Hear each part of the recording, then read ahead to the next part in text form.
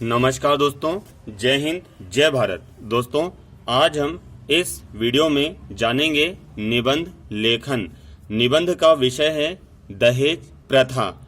इससे संबंधित प्रश्न मध्य प्रदेश की बोर्ड व लोकल परीक्षाओं में भी पूछे जाते हैं, इसलिए आपको ये वीडियो ध्यानपूर्वक देखना चाहिए।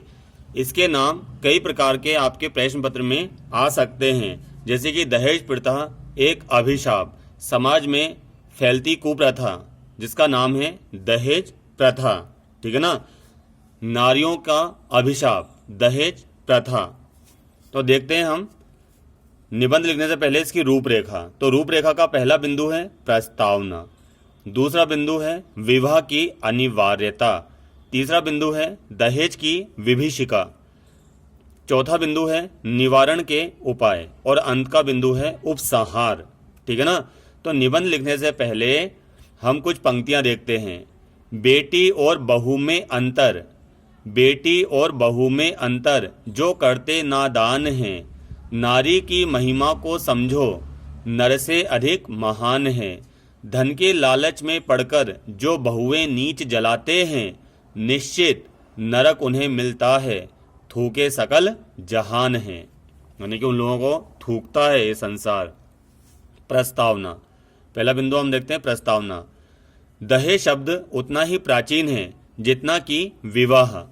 प्राचीन काल में भी विवाह के 8 प्रकारों के विधान प्रचलित थे, जो किसी न किसी रूप में आज भी अपने अस्तित्व में हैं।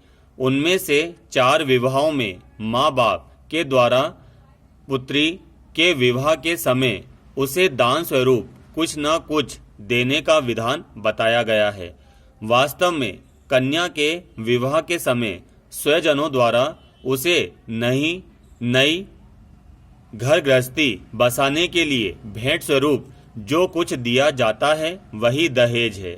प्राचीन काल में संपन्न माता पिता अपनी पुत्री को अपार धन संपत्ति प्रदान किया करते थे। राजा जनक जी ने सीता जी के विवाह पर अपार धन दिया था। दाइज दीन्ही न जाई बखानी, पहले बोला जाता था दाइज मतलब था दहेज, दीन है न जाई बखानी।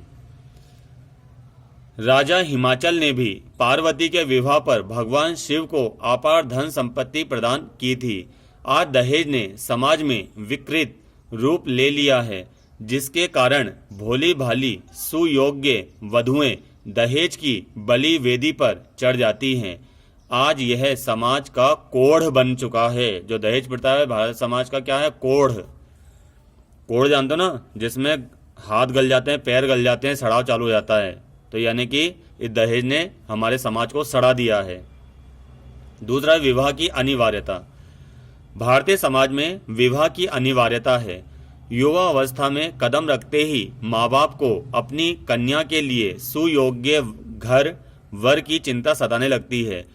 जहाँ कहीं भी अपनी सुता मतलब है पुत्री के विवाह हेतु पिता संपर्क करते हैं, वहाँ वर पक्ष की ओर से मोल भाव शुरू हो जाता है।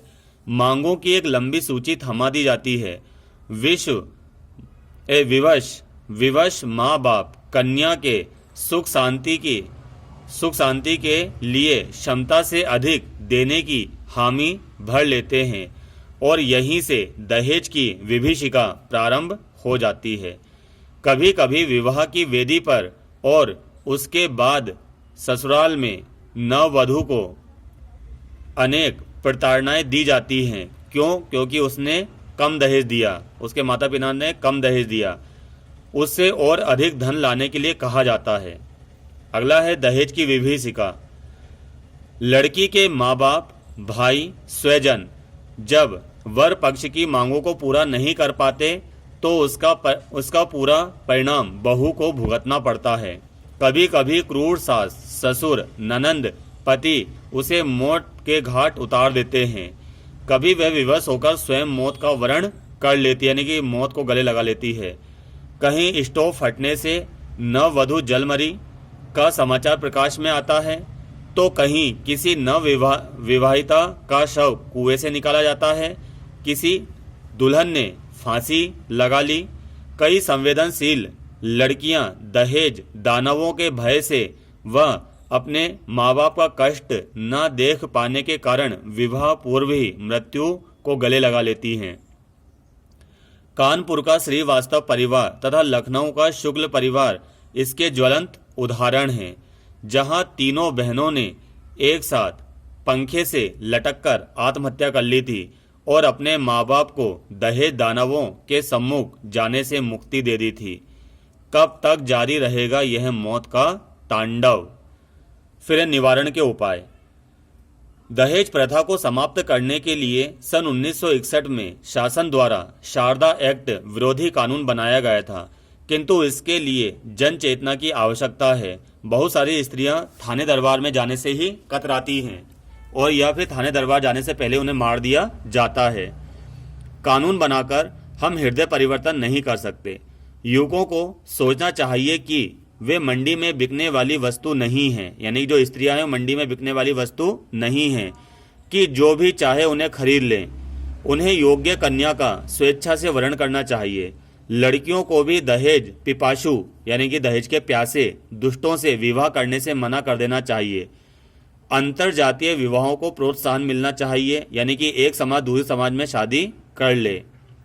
वर्तमान समय में गायत्री परिवार तथा अनेक सामाजिक संस्थाएं सामूहिक दहेज रहित विवाहों का आयोजन करती हैं।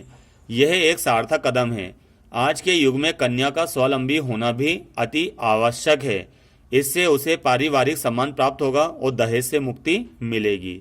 अंत का बिंदु है उपसंहार। दहेज दानव से समाज को मुक्ति कराने के लिए शासन और सामाजिक स्तर पर सार्थक प्रयास किए जाने की आवश्यकता है। विवाह में अनाप शनाप खर्च किए जाने की प्रथा को बंद करा जाना चाहिए, और ये बंद करेगा कोई देवता नहीं, समाज के लोग। कोई भी कन्या दहेज के अभाव में अयोग्य बेमेल वर को न सौंप दी जाए, इसका ध्यान रखने की आवश्यकता है। नवयुवक और नवयुवतियां इस परिप्रेक्ष्य में सार्थक योगदान दे सकते हैं। समाज को भी कथनी और करनी में साम्य लाना होगा। दहेज की बुराई सभी करते हैं, किंतु अपनी बारी आने पर मोल भाव शुरू कर देते हैं। अतः ऐसी स्थिति से हमें सदैव बचना चाहिए, यानी कि पर उपदेश कुशल बहु तेरे। अंत में हम देखते हैं, दहेज लेना बुरा कहिए पर कन्या के तात की आंत निकालिए, यानी कि लेना दहेज बुरा कहिए पर, यानी कि लोग कहते हैं कि दहेज लेना बुरी बात है, दहेज लेना बुरी बात है, लेकिन जब अपनी बारी आती है तो कन्या के पिता की आंत तक निकाल लेते हैं लोग बाग। धन्यवाद दोस्तों।